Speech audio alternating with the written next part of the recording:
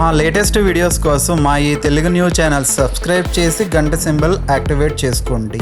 ఈ నెల 7 ఆదివారం భద్రా పౌర్ణమితో చంద్రగ్రహణం కలిసి వస్తుంది. ఆదివారంతో గ్రహణం పౌర్ణమి కలిసి రావటం చాలా విశేషం, చాలా పవర్ఫుల్. కాబట్టి ఎంతో శక్తివంతమైనటువంటి ఈ గ్రహణం రోజున నిమ్మకాయతో ఇలా చేస్తే చాలు దరిద్రం పోయి కోట్లు వచ్చి పడతాయి. గ్రహణం ఎఫెక్ట్ కూడా మీ ఇంటి మీద పడకుండా ఈ నిమ్మకాయ కాపాడుతుంది. అంటే ఇలాంటి గ్రహణాలు చాలా అరుదుగా వస్తాయి. ఇలాంటి రోజు కోసము, ఈ ప్రత్యేకమైనటువంటి తిథి కోసము పెద్ద పెద్ద ఋషులు, మునులు, పెద్ద పెద్ద మహానుభావులు, పండితులు ఎదురు చూస్తూ ఉంటారు. ఈ రోజున మనం ఎలాంటి పరిహారం చేసినా మనకు అద్భుతంగా సిద్ధిస్తుంది. కాబట్టి ఇలాంటి బ్రహ్మాండమైనటువంటి రోజున మీరు ఒక్క నిమ్మకాయతో రహస్యంగా ఈ చిన్న పరిహారం కనుక చేసినట్లయితే మీ సుడి తిరిగి లక్షలు కాదు కోట్ల రూపాయలు వచ్చి పడతాయి. దరిద్రమంతా కూడా ఇట్టే తొలగిపోతుంది. అంటే చాలా రకాలుగా దరిద్ర బాధలతో మనం సతమతమైపోతూ ఉంటాము. ఎన్నో రకాలైనటువంటి అనారోగ్య సమస్యలు, మానసిక సమస్యలు, ఇంట్లో తరచూ గొడవలు జరగటము, ఇంటి పరంగా కలిసి రాకపోవటము, అసలు మనశ్శాంతి ఉండదు. ఏంటి భగవంతుడా, మేము ఏం చేశాము, ఏం పాపం చేశాము, మా మీద ఎందుకు పగబట్టావు, మమ్మల్ని ఎందుకు ఇలా ఏడిపిస్తున్నావు అని దేవుడిని నిందిస్తూ ఉంటారు. మన కష్టాలను ఎవరికైనా చెప్పుకుందాం అంటే వాళ్ళు ఎక్కడ నవ్వుతారేమో, ఎక్కడ చులకనైపోతామేమో అని ఎవరికీ చెప్పుకోలేక, మాలో మేము ఉంచుకోలేక ఎంతో బాధపడుతూ ఉన్నాము. అది డబ్బు పరంగా అవ్వవచ్చు, ఏదన్నా అప్పుల సమస్యలు అవ్వచ్చు, అనారోగ్య సమస్యలు, భార్యాభర్తల మధ్య గొడవలు, ఇలా ఎలాంటి సమస్య ఉన్నా సరే మీరు ఈ నిమ్మకాయతో గ్రహణం రోజు ఈ పరిహారం చేసుకున్నట్లయితే ఆ సమస్య అనేది చిటికెలో మాయమైపోతుంది. అంత శక్తివంతమైనటువంటి ఫలితాన్ని ఇస్తుంది. నిమ్మకాయ గురించి మనం చెప్పేది ఏమీ లేదు. నిమ్మకాయ మానవుని జీవితాన్నే మార్చేస్తుంది. అంటే మానవుని యొక్క తలరాతను, అంటే బ్రహ్మ రాసినటువంటి రాతను బ్రహ్మే మార్చలేకపోయినప్పటికీ కానీ నిమ్మకాయకు మానవుని యొక్క తలరాతను మార్చగలిగినటువంటి శక్తి ఉంది అని శాస్త్రాలు చెప్తూ ఉన్నాయి. నిమ్మకాయ అంటే మనకు ప్రకృతి నుంచి ప్రసాదించినటువంటి వరం. నిమ్మ చెట్టు కూడా ఒక దేవతా వృక్షం. అలాంటి నిమ్మకాయతో చేసే ఈ పరిహారం తిరిగిలేని ఫలితాలను ఇస్తుంది. గ్రహణం గురించి అయితే ప్రత్యేకంగా చెప్పవలసిన పని లేదు. గ్రహణం అనేది పరిహారాలకు పెట్టింది పేరు. గ్రహణం కోసం ఎదురు చూస్తూ ఉంటారు పెద్ద పెద్ద మహానుభావులు, ఋషులు, మునులు లాంటి వాళ్ళు గ్రహణం కోసం ఎదురు చూస్తూ ఉంటారు. అందులోనూ ఈ గ్రహణం ఆదివారంతో కూడా కలిసి రావటం చాలా విశేషం. మామూలుగా ఆదివారం అంటేనే గొప్ప రోజు, ఆ రోజున చేసే పరిహారం వెంటనే సిద్ధిస్తుంది అంటూ ఉంటారు పెద్దలు. అలాంటిది ఆదివారము ప్లస్ గ్రహణం రెండూ కలిసి రావటం అంటే మామూలు విషయం కాదు. చాలా చాలా శక్తివంతమైనటువంటి విషయం. కాబట్టి తప్పనిసరిగా ఈ రోజున నిమ్మకాయ పరిహారం చేయండి. మీకు ఎలాంటి కష్టము, నష్టము ఉందో చెప్పుకొని పరిహారం చేసుకోవాలి. కొంతమందికి దరిద్రం అనేది పట్టి పీడిస్తుంది. ఒక బిజినెస్ స్టార్ట్ చేస్తే అందులో విపరీతంగా లాసులు రావటం అవ్వచ్చు, చదువుకున్నా కూడా ఏ ఉద్యోగాలు రాకపోవటం అవ్వచ్చు, భార్యాభర్తల మధ్య తరచూ పచ్చగడ్డేస్తే భగ్గుమనే గొడవలు రావటం కావచ్చు, అంటే భార్యకు భర్తకు ఇద్దరికీ అసలు పడదు, లేకపోతే అత్తా కోడళ్ళ మధ్య పోరు అవ్వచ్చు, ఆడబిడ్డల పోరు అవ్వచ్చు. ఇలా ఏదో ఒక రకంగా సమస్యలు, గొడవలు వస్తూ ఉంటాయి. సతమతం అయిపోతూ ఉంటాము. అలాగే కొంతమంది పిల్లలకు ఎప్పుడూ అనారోగ్య సమస్యలు వస్తూ ఉంటాయి. ముఖ్యంగా చాలామందికి నరదృష్టి ఉంటుంది. నరదృష్టికి నల్లరాయి కూడా పగిలిపోతూ ఉంటుంది. రాళ్లే పగిలిపోయినప్పుడు అలాంటిది మనం మనుషులం ఎంత చెప్పండి. మనం ఎంత జాగ్రత్తగా ఉన్నప్పటికీ, ఎంత తెలివితేటలు ఉన్నప్పటికీ, ఎంత సంపద ఉన్నప్పటికీ ఈ నరదృష్టి ముందు మనమేం చేయలేకపోతాం, ఓడిపోతాం. జనాల కళ్ళు ఎలా ఉంటాయి అంటే మన బాధలేవో మనం పడుతూ ఉంటాము, కానీ జనాల కళ్ళకు పాత బట్టలు కట్టుకున్నా కూడా కొత్తవిలాగా కనిపిస్తూ ఉంటాయి. పచ్చడి వేసుకొని తింటున్నా కూడా పరమాన్నం వేసుకొని తింటున్నట్లుగా ఉండటము, బాధల్లో ఉన్నా కూడా సంతోషంగా కలకలలాడుతూ ఉన్నట్లుగా, వెలిగిపోతున్నట్లుగా కనిపించటము. ఇలా జనాల చూపులు మహాభయంకరమైనవి. మనకు ఎదురిళ్ళ వాళ్ళు, ఇరుగు పొరుగు వాళ్ళు అవ్వచ్చు, ఎప్పుడూ మన మీదే దృష్టి పెట్టుకుంటారు. వీళ్ళు ఏం చేస్తున్నారు, ఎక్కడికి వెళ్తున్నారు, ఏం తెస్తున్నారు, ఏం కొనుక్కొచ్చుకుంటున్నారు, ఎలాంటి బట్టలు కట్టుకుంటున్నారు, ఏమన్నా బంగారం చేపించుకున్నారా? ఏమన్నా కొనుక్కున్నారా? వీళ్ళ ఆయన తెగ సంపాదిస్తున్నాడు, లేకపోతే వీళ్ళ ఆయన అందంగా ఉన్నాడనో, లేకపోతే వీళ్ళ ఆవిడ అందంగా ఉందనో, పిల్లలు బాగున్నారని ఇట్లా ఎప్పుడూ కూడా తరచూ మన ఇళ్ళ మీదే కళ్ళు పెట్టుకుని చూస్తూ ఉంటారు. ఆ నరదృష్టికి ఎంత జాగ్రత్తగా ఉన్నప్పటికీ కూడా మనకు కష్టాలను తెచ్చి పెడతాయి. మనం వాళ్ళతో మంచిగా ఉందాంలే, ఎందుకులే ఏడుపులు అని చెప్పేసి మంచిగా మాట్లాడినప్పటికీ కూడా అది కాసేపు కూసేపే. కడుపులో బుద్ధిని ఎవరం తీసేయలేం కదా.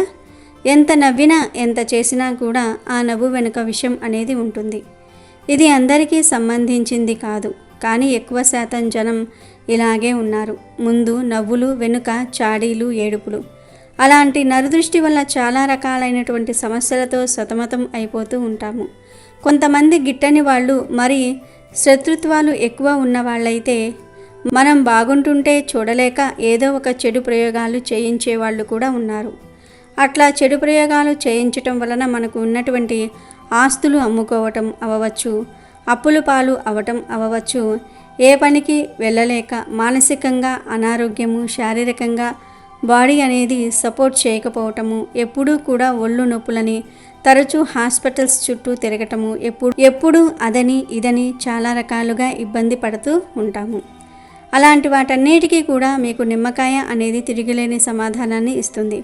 ఎవరైతే మీ మీద చెడు చేపించారో, ఎవరైతే మిమ్మల్ని నాశనమైపోవాలని కోరుకుంటున్నారో ఆ చెడు వాళ్ళకే తిప్పి కొట్టేటట్లుగా ఈ నిమ్మకాయ పరిహారం అనేది మంచి ఫలితాలను ఇస్తుంది. అంతేకాదు గ్రహణం ఎఫెక్ట్ని కూడా ఈ నిమ్మకాయ పరిహారం తిప్పి కొడుతుంది.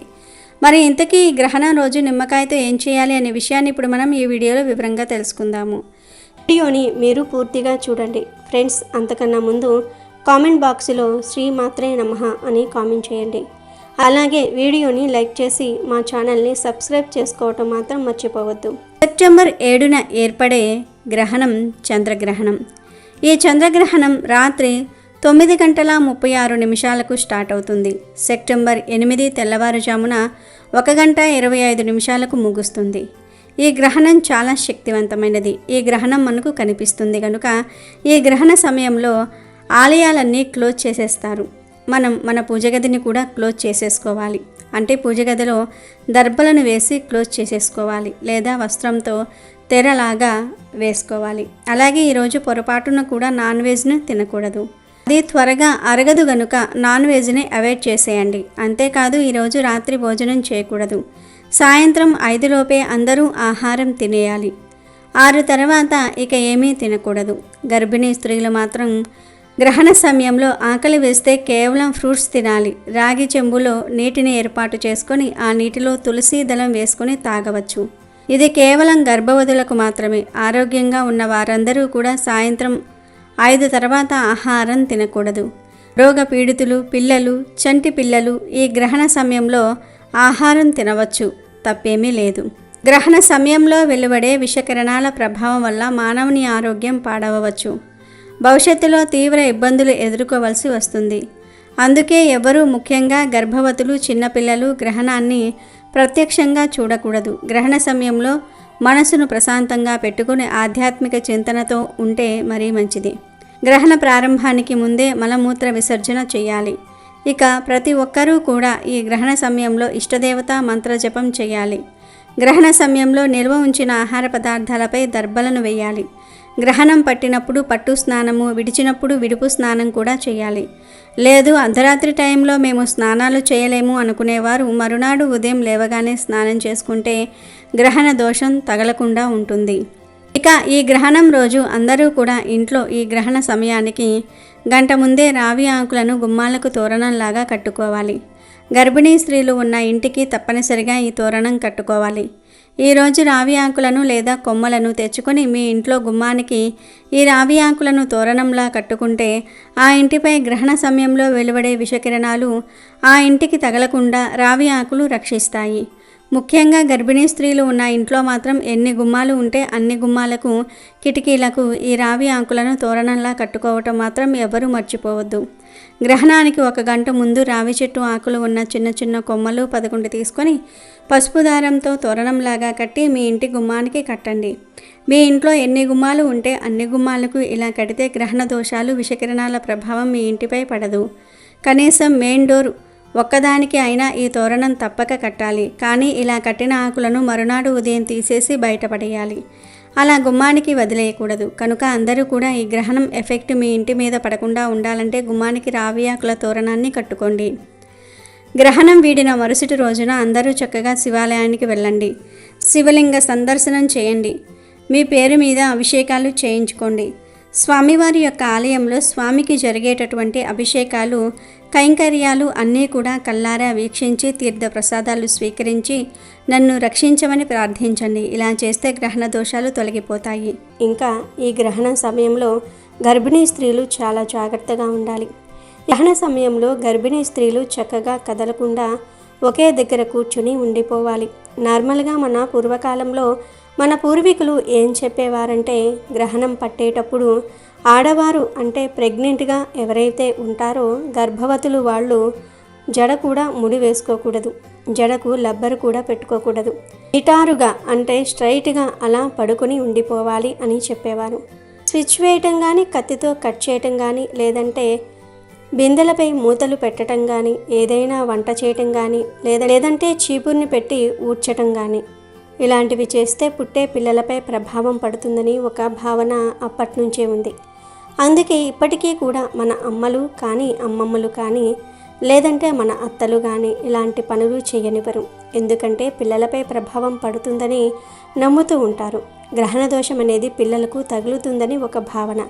కాబట్టి గ్రహణం పట్టేటప్పుడు గర్భిణీ స్త్రీలైతే ఇంట్లో నుంచి బయటికి రాకండి. చిన్న పిల్లలు కూడా ఇంట్లో నుంచి బయటికి రాకండి. గ్రహణ నియమాల గురించి కొంతమందికి తెలుసు, అయినప్పటికీ కూడా పొరపాట్లు చేస్తూ ఉంటారు. కొంతమంది ఇంటికి దిష్టి కోసం గుమ్మడికాయలు, కలబంద మొక్క, నిమ్మకాయలు, పట్టికాయల రకరకాల వస్తువులను కడుతూ ఉంటారు కదా. అలా దిష్టి కోసము కట్టిన వస్తువులను ఈ గ్రహణం తర్వాత తొలగించేయండి. మళ్ళీ కొత్తవి కట్టుకోండి. ఎందుకంటే గ్రహణం వలన వాటి శక్తి మొత్తం కూడా పోతుంది. కనుక దిష్టి కోసం కట్టిన వస్తువులను గ్రహణం మరుసటి రోజున తొలగించి కొత్తగా కట్టుకోవాలి. ఇక ఈ నిమ్మకాయ పరిహారానికి మనం వేలకు వేలు ఖర్చు చేయాల్సినటువంటి పని లేదు. 10 రూపాయలు పెడితే నిమ్మకాయలు వచ్చేస్తాయి. కాబట్టి ఈ పరిహారాన్ని నమ్మకంతో చేయండి. నమ్మకంతో చేస్తేనే మనకు సిద్ధిస్తుంది. నమ్మకం లేకపోతే మాత్రం అది అమృతమైన విషయంతో సమానం అవుతుంది. కాబట్టి నమ్మకం అనేది ముఖ్యం. సాయంత్రం 8 లోపు మీరు ఈ పరిహారం చేసుకోండి.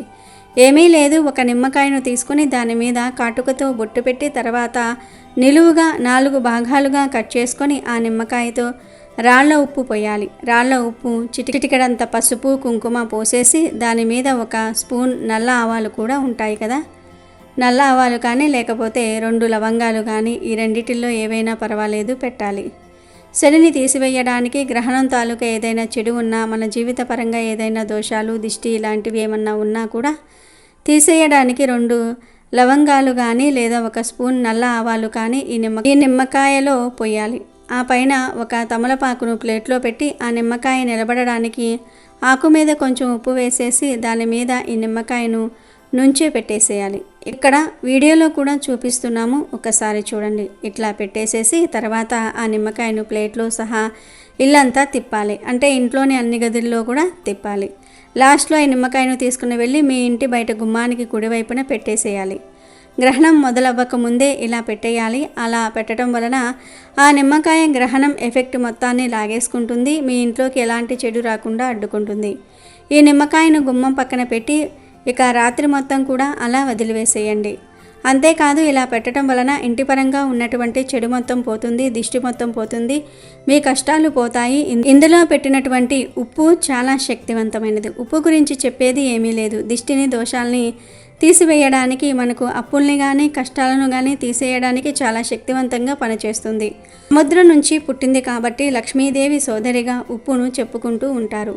ఇలాంటి నిమ్మకాయ, ఉప్పు, అందులో పెట్టినటువంటి లవంగాలు అవ్వచ్చు లేదా ఆవాలు అవ్వచ్చు, ఇవన్నీ కూడా ఏంటంటే శనిని లాగేస్తూ ఉంటాయి. ఇక మరునాడు ఉదయాన్నే లేచిన తర్వాత దీన్ని తీసేసి తిరిగి ఇంట్లోకి తీసుకురాకుండా ఏదైనా డ్రైనేజ్ కాలువలో కానీ లేకపోతే పారే నీటిలో కానీ పోసేయండి. ఇలా చేయటం వలన గ్రహ దోషాలన్నీ కూడా నిమ్మకాయతో పాటే పోతాయి. మీ ఇంటి పరంగా ఒక ప్రశాంతకరమైన వాతావరణం అనేది ఉంటుంది. గ్రహణం రోజున ప్రత్యేకంగా ఇట్లా చేయటం వలన ఖచ్చితంగా చెడు మొత్తం కూడా వెళ్ళిపోయి లక్ష్మీదేవి మన ఇంట్లో స్థిర నివాసం ఉంటుంది. గ్రహణ దోషాలు కూడా పూర్తిగా పోతాయి. చాలా పవర్ఫుల్గా పనిచేస్తుంది. మీకు తిరిగిలేని ఫలితం అనేది ఇస్తుంది. కాబట్టి చక్కగా గ్రహణం రోజు ఈ నిమ్మకాయ పరిహారం చేసేసుకొని మీకు ఉన్నటువంటి సమస్యలన్నిటినీ కూడా చిటికలో తీసేసుకోండి. ఆనందంగా జీవించండి. అందరూ ఈ గ్రహణ నియమాలను తప్పనిసరిగా పాటించాలి. ఎప్పుడైనా సరే మన దేశంలో గ్రహణం కనిపిస్తే మనం తప్పనిసరిగా గ్రహణ నియమాలు పాటించాలి. ఎందుకంటే పూర్వం మన మహర్షులు గ్రహణ సమయంలో ఉండే దోషాలను గ్రహించి మానవాళి మేలు కోసం, దోషాలు తగలకుండా ఉండటం కోసం గ్రహణ నియమాలను ఏర్పరిచారు. వారు సూచించిన విధంగానే పూర్వం నుంచి మన పెద్దలు నియమాలను పాటిస్తూ వస్తూ ఉన్నారు. గ్రహణ సమయంలో వెలువడే విషవాయువుల వలన ఆహార పదార్థాలు విషంగా మారుతాయని, గ్రహణ సమయంలో ఆహారం తీసుకోవటం కానీ పొట్టలో ఉండటం కానీ మంచిది కాదని గ్రహించి మహర్షులు మానవాళికి తెలియజేశారు. అందుకే గ్రహణ సమయానికి 3 గంటల ముందు గ్రహణం విడిచాక 3 గంటల తర్వాత భోజనం చేయకూడదు. ముఖ్యంగా గ్రహణ సమయానికల్లా పొట్టలో ఆహారం లేకుండా చూసుకోవాలి. ఈ సమయాన్ని కాదని ఎవరైనా ఆహారం తింటే వారికి భవిష్యత్తులో ఆరోగ్య సమస్యలు మరియు జీర్ణకోశ వ్యాధులు వస్తాయి. అంతేకాదు గ్రహణ సమయంలో భోజనం చేసేవారు నరకానికి పోతారని ఆ మహర్షులే మానవాళికి తెలియజేశారు. అలాగే గ్రహణ సమయంలో ఆహార పదార్థాలపై అంటే నిల్వ చేసే పదార్థాలు ఉంటాయి కదా, వాటిపై దర్భలను కానీ తులసి ఆకులను కానీ వేసి ఉంచుకోవాలి. అప్పుడు వాటికి గ్రహణ దోషం అంటదు. నిల్వ పదార్థాలు అంటే ఊరగాయలు, పచ్చళ్ళు, ఫ్రిడ్జ్లో పెట్టి ఉంచే అట్లు, ఇడ్లీ పిండిలు, బియ్యం, పచ్చి కూరగాయలు, ఫ్రూట్స్, పప్పులు, ఉప్పులు, నూనెలు ఇలాంటి వాటిపై దర్భలు కానీ తులసి ఆకులు కానీ ఉంచాలి. అదేవిధంగా గ్రహణ సమయంలో దర్భలను ఇంటిపై అంటే ఇంటిపై కప్పుపై కానీ డాబాపై కానీ వేసుకోవటం వలన గ్రహణ సమయంలో వెలువడే విషవాయువుల ప్రభావం మన ఇంటిపై తగ్గుతుంది. ఎందుకంటే దర్భకు వికరణ శక్తిని నిశక్తిగా చేసే గుణం ఉంది. ఇది దర్భకు ప్రకృతి ఇచ్చిన వరం.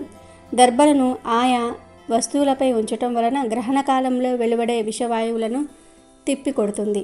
ఇది వైజ్ఞానికులు పరిశోధించి తేల్చిన విషయం. గ్రహణ సమయంలో కొన్ని మార్పులు సంభవిస్తాయి, కొన్ని విషవాయువులు జన్మిస్తాయి. ఇవి ఈ భూమి మీద ఉన్న సమస్త మానవాళిపై ప్రభావం చూపిస్తాయి.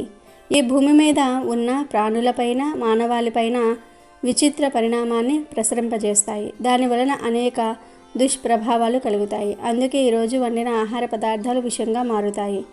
గ్రహణ సమయంలో మీ పొట్టలో ఆహారం ఉంటే అది కూడా విషంగా మారుతుంది. అందుకే ఆ మహర్షులు గ్రహణ సమయంలో ఏమీ తినకుండా కడుపును ఖాళీగా ఉంచుకొని దైవనామ స్మరణ చేయాలని సూచించారు. గ్రహణ సమయంలో చేసే దైవారాధన, ధ్యానము, మంత్రజపం వలన మంచి ఫలితాలు కలుగుతాయి. ఈ సమయంలో చేసే జపాలు, పారాయణలు మంచి శక్తిని పుంజుకుంటాయి.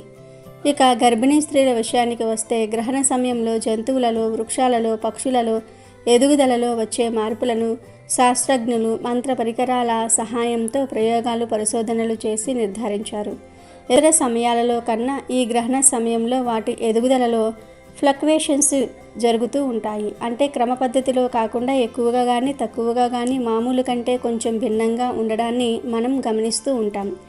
ఇలాంటి ఎదుగుదలకు సంబంధించిన తేడా ఉండటం వల్ల గర్భవతులను ఈ గ్రహణ సమయంలో కదలకుండా పడుకొని ఉండాలని పెద్దలు చెప్తూ ఉంటారు. ఎందుకంటే గ్రహణ కిరణాలు గర్భం మీద పడితే గర్భంలో ఉన్న పిండం యొక్క ఎదుగుదల మీద దాని ప్రభావం పడుతుంది. ఆ గ్రహణ ప్రభావం వలన గ్రహణపు మొర్రి వస్తుంది. గ్రహణపు మురిక లేదా గ్రహణపు మొర్రి అంటే పెదిమె సరిగ్గా లేకపోవటం, చెవి సరిగ్గా లేకపోవటం ఇలాంటివి జరుగుతూ ఉంటాయి. చెవి, ముక్కు రెండూ కూడా సరిగ్గా లేకపోవటం ఇలాంటి మార్పులు గర్భస్థ శిశువులో కనిపిస్తూ ఉంటాయి. లేదా చాలా రేర్ సమయాలలో తలలో మాడు కలిసిపోకుండా విడివిడిగా ఉన్న శిశువులను కూడా మనం చూస్తూనో లేదా వింటూనో ఉండి ఉంటాం. గ్రహణ సమయంలో గర్భవతిగా ఉన్న స్త్రీ తగు జాగ్రత్తలు పాటించని సమయంలో ఇలా జరుగుతుంది. ఇలా మనం ఎందుకు రిస్క్ తీసుకోవాలని కొంతమంది గ్రహణ సమయంలో నమ్మినా నమ్మకపోయినా ఈ సమయాలను పాటిస్తూ ఉంటారు. చంద్రుడు వీటి మీద ఆధిపత్యం కలవాడు. గ్రహణ సమయంలో సముద్రంలో వచ్చే ఆటుపోట్లను గూర్చి మనం వింటూ ఉంటాం. అలాగే మన శరీరంలో జరిగే నీటి ప్రవాహంలో కూడా తేడా వస్తుంది. మామూలు మనుషులకైతే తెలియదు కానీ గర్భవతులకు మాత్రం లోపల ఉన్న పిండం ఉమ్మనీటిలో ఉంటుంది. మరి అలాంటి ఉమ్మనీటిలో ఏదైనా తేడా వస్తే శిశువుకి ఇబ్బందే కదా. అందుకే గ్రహణ సమయంలో గర్భవతులను కదలకుండా ఉండమని చెప్తూ ఉంటారు. ఎందుకంటే గర్భంలో ఉన్న పిండం ఎదుగుదల మీద ఈ గ్రహణ ప్రభావం పడుతుంది కాబట్టి. ఇక మామూలు వారు గ్రహణం ఎప్పుడు ప్రారంభమవుతుందో ఆ సమయానికి స్నానం చేసి కూర్చుని ధ్యానం చేస్తే అద్భుతమైన ఫలితాలను పొందుతారు. కాబట్టి గ్రహణ సమయంలో ఈ నియమాలన్నీ కూడా పాటించాలి. ఈ పనులు అస్సలు చేయకండి. గర్భిణీ స్త్రీలు గ్రహణ సమయంలో అస్సలు బయటకు రాకూడదు.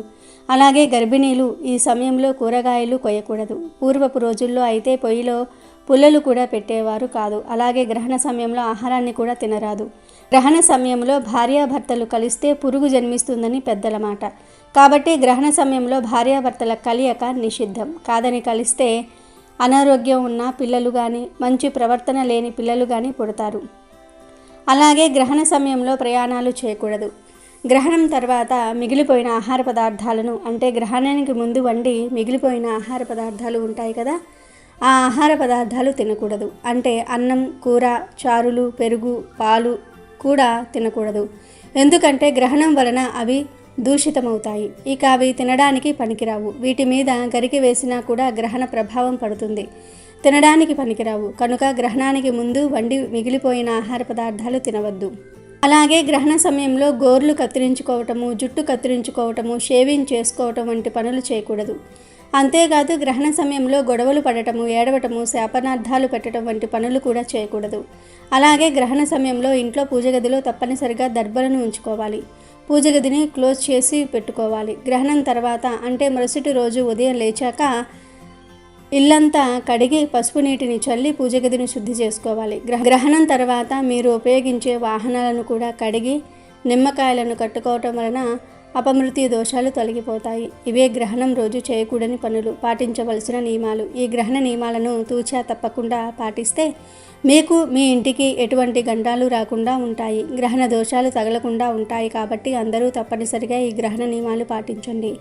గ్రహణం రోజు ఎటువంటి తప్పులు చేయకూడదు. మహాలయ పౌర్ణమి తర్వాత వచ్చే 15 రోజులను మహాలయ పక్షం లేదా పితృపక్షం అని అంటారు.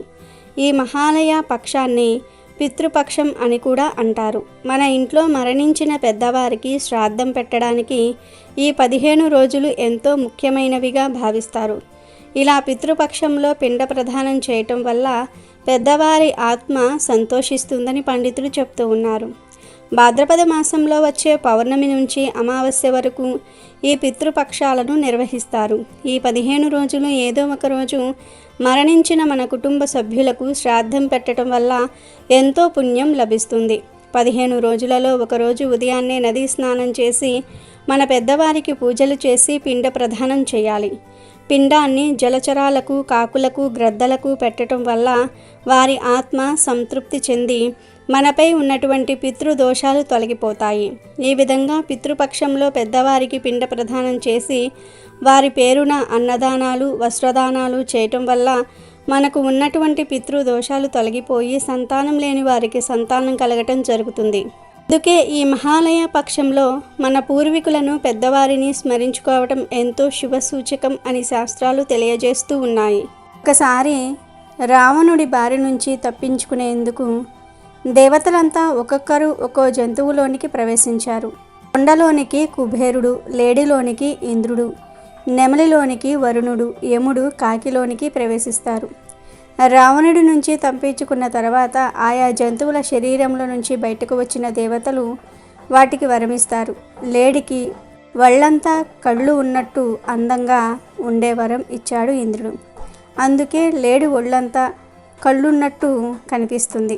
వర్షం పడే సమయంలో ఆనందంతో పురివిప్పి అందంగా ఆడేలా నెమలికి పింఛం ఇచ్చాడు వరుడు. కాకికి బలన్మరణం తప్ప స్వతహాగా మరణం ఉండదని వరమిచ్చాడు యముడు. అంతేకాదు తాను ప్రాణులన్నిటికీ కూడా రోగాలను కలిగించేవాడు గనుక తానే స్వయంగా కాకి రూపాన్ని ధరించినందువలన ఆనాటి నుంచి కాకులకు సాధారణంగా రోగాలు ఏవి రావు అని అన్నాడు. అవి చిరాయువులై ఉంటాయని కాకులకు వరాన్ని ఇచ్చాడు యముడు. మరణించిన వారికి సమర్పించే పిండములను కాకులు తిన్నప్పుడే నరకలోకంలో ఉండేవారికి తృప్తి కలుగుతుందని అన్నాడు. యముడు స్వయంగా కాకులకు ఈ వరాలిచ్చినందువలనే ఈనాటికి పితృకర్మల విషయంలో కాకులకు పిండాలు పెడుతూ ఉన్నారు. ఎంతో పవిత్రమైన ఈ మహాలయ పౌర్ణమి రోజు మీకు ఏ సమయంలో కాకి కనిపించినా అన్నంలో కొన్ని నల్ల నువ్వులు కలిపి ఆ కాకికి ఆహారంగా పెట్టండి.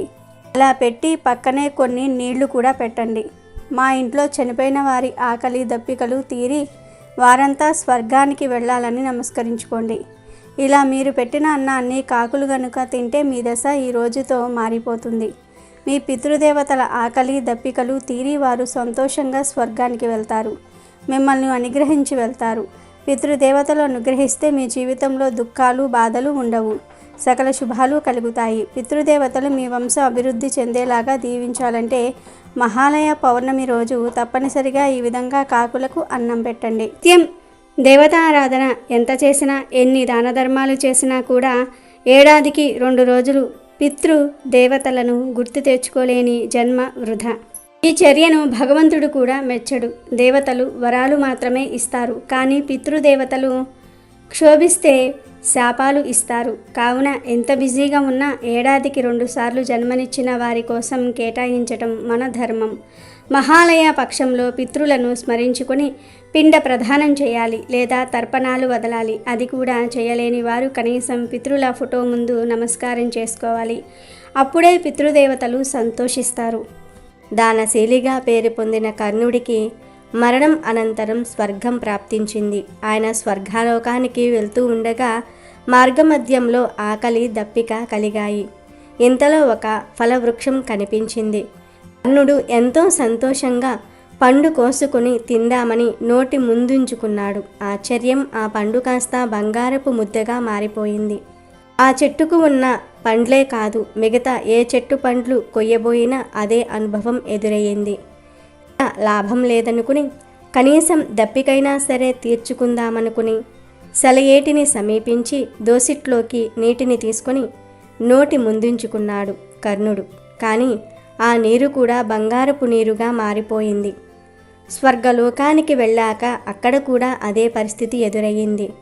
దాంతో కర్ణుడు తాను చేసిన తప్పేమిటి, తనకిలా ఎందుకు జరుగుతుందని వాపోతూ ఉండగా, కర్ణ, నీవు దానశీలిగా పేరు పొందావు, చేతికి ఎముక లేకుండా దానాలు చేశావు. అయితే ఆ దానాలన్నీ బంగారము వెండి డబ్బు రూపేణా చేశావే గాని కనీసం ఒక్కరికి కూడా అన్నం పెట్టి ఆకలి తీర్చలేదు. అందుకే నీకీ దుస్థితి ప్రాప్తించింది అని అశరీరవాణి పలుకులు వినిపించాయి. అప్పుడు కర్ణుడు తన తండ్రి అయిన సూర్యదేవుణ్ణి వద్దకు వెళ్ళి పరిపర విధాల ప్రాధేయపడగా ఆయన కోరిక మేరకు దేవరాజైన ఇంద్రుడు కర్ణుడికి ఒక అపురూపమైన అవకాశం ఇచ్చాడు. నీవు వెంటనే భూలోకానికి వెళ్ళి అక్కడ అన్నార్తులందరికీ కూడా అన్నం పెట్టి మాతాపితరులకు తర్పణాలు వదిలి తిరిగి రమ్మన్నాడు. ఆ సూచన మేరకు కర్ణుడు భాద్రపద బహుళ పాడ్యమి నాడు భూలోకానికి చేరుకున్నాడు. అక్కడ పేదలు బంధుమిత్రులు అందరికీ అన్న సంతర్పణ చేశాడు. పితరులకు తర్పణాలు వదిలాడు. తిరిగి భాద్రపద అమావాస్య నాడు స్వర్గానికి వెళ్ళాడు. ఎప్పుడైతే కర్ణుడు అన్న సంతర్పణలు పితృతర్పణలు చేశాడో అప్పుడే ఆయనకు కడుపు నిండిపోయింది, ఆకలి తీరింది. అలా కర్ణుడు భూలోకంలో గడిపి తిరిగి స్వర్గానికి వెళ్ళిన ఈ పక్షం రోజులకే మహాలయ పక్షమని పేరు. ఈ మహాలయ పక్షంలో చివరి రోజే మహాలయ అమావాస్యగా పిలుస్తారు. ఈ మహాలయ పక్షంలో తర్పణాలు వదలలేని వారు ఈ రోజుల్లో ఉదయమే మీ ప్రధాన ద్వారం ముందు లోపల నిలబడి చేతులు జోడించి మీ పితృదేవతలను స్మరించి వారికి నమస్కారము చేస్తూ, నేను పితృపక్షము పాటించుటకు అసక్తుడను కావున నన్ను మన్నించి మీ దీవెనలు అందజేయండి అని మనసులో ప్రార్థన చేయటం ద్వారా శుభ ఫలితాలు కలుగుతాయి. భాద్రపద పూర్ణిమకు ఎంతో ప్రాముఖ్యత ఉంది. ఈ రోజున విష్ణు రూపమైనటువంటి సత్యనారాయణ స్వామి వారికి పూజలు చేస్తారు. ఇదే రోజు ఉమామహేశ్వర ఉపవాసం కూడా చేస్తారు. ఈ రోజున పితృదేవతలకు ఆర్జ్యం ఇవ్వటము, గోమాతకు అవిసె ఆకులు పెట్టడం వలన కష్టాలు తొలగి శుభ ఫలితాలు కలుగుతాయి. భాద్రపద పూర్ణిమ నాడు సత్యనారాయణ స్వామిని ఆరాధించటం ద్వారా ఈతి బాధలు తొలగిపోతాయి. ఈరోజు ఉదయం నిద్రలేచి శుచిగా స్నానమాచరించాలి. తీర్థాలు కొలను చెరువుల్లో స్నానం చేస్తే మరీ మంచిది. వ్రతం చేయదలిచిన వారు సత్యనారాయణ వ్రతం ఆచరించాలి. సత్యనారాయణ కథను విన్న తర్వాత ప్రసాదాన్ని తీసుకోవటం మరవకూడదు. ఆపై బ్రాహ్మణులకు వస్త్రదానం చేయాలి. అలాగే ఉమామహేశ్వర వ్రతం కూడా ఈరోజు ఆచరించవచ్చు. భాద్రపద పూర్ణిమ రోజున చాలామంది ఉమామహేశ్వర ఉపవాసం చేస్తారు. ఉమామహేశ్వర వ్రతం మహిళలకు చాలా ముఖ్యం. వ్రతం చేయటం వలన తెలివైన సంతానంతో పాటు అదృష్టం కూడా వరిస్తుంది. ఈ పూజ ఎలా చేయాలంటే శివపార్వతీదేవి విగ్రహాన్ని లేదా పటాన్ని పూజ గదిలో ఉంచి వారికి ధూపము, దీపము, అత్తరు, పువ్వులు సమర్పించాలి. స్వచ్ఛమైన నెయ్యితో కలిపిన ప్రసాదాన్ని నైవేద్యంగా సమర్పించాలి. మత్స్యపురాణంలో ఉమామహేశ్వర వ్రతం ప్రస్తావించబడింది. ఒకసారి దుర్వాస మహర్షి శంకరుని దర్శనం ముగించి తిరిగి వస్తూ ఉండగా మార్గమధ్యంలో శ్రీ మహావిష్ణువును కలిశాడు. అప్పుడు శివుడు తనకు ఇచ్చిన బిల్వమాలను విష్ణువుకు కానుకగా ఇచ్చాడు దుర్వాసురుడు. విష్ణువు దానిని గరుడ మెడలో వేశాడు. అది చూసిన మహర్షి దుర్వాసకు కోపం వచ్చి విష్ణువును శపించాడు. నువ్వు శివుడిని అగౌరవపరిచావు కాబట్టి శ్రీ మహాలక్ష్మి నుంచి దూరమవుతావని దుర్వాస మహర్షి విష్ణువును శపిస్తాడు. లక్ష్మీదేవి క్షీరసాగరంలోనికి వెళ్ళిపోయి నీకు దూరమవుతుందని, శేషనాగు కూడా నీకు సహకరించదని శపిస్తాడు. అది విన్న విష్ణువు వెంటనే మహర్షిని క్షమాపణ కోరి గౌరవంగా శాపం నుండి విముక్తి పొందడానికి పరిష్కారాన్ని అడిగాడు. అప్పుడు దుర్వాస మహర్షి శాంతించి ఉమామహేశ్వర వ్రతం ఆచరించాలని ఉపాయం చెప్తాడు. ఆ రోజు ఉపవాసం చేయమని మహర్షి వెల్లడిస్తాడు. అలా ఉమామహేశ్వర వ్రతం ఆచరించిన తర్వాతే శ్రీ మహావిష్ణువు లక్ష్మీదేవిని తిరిగి పొందగలిగాడని పురాణాలు చెప్తూ ఉన్నాయి.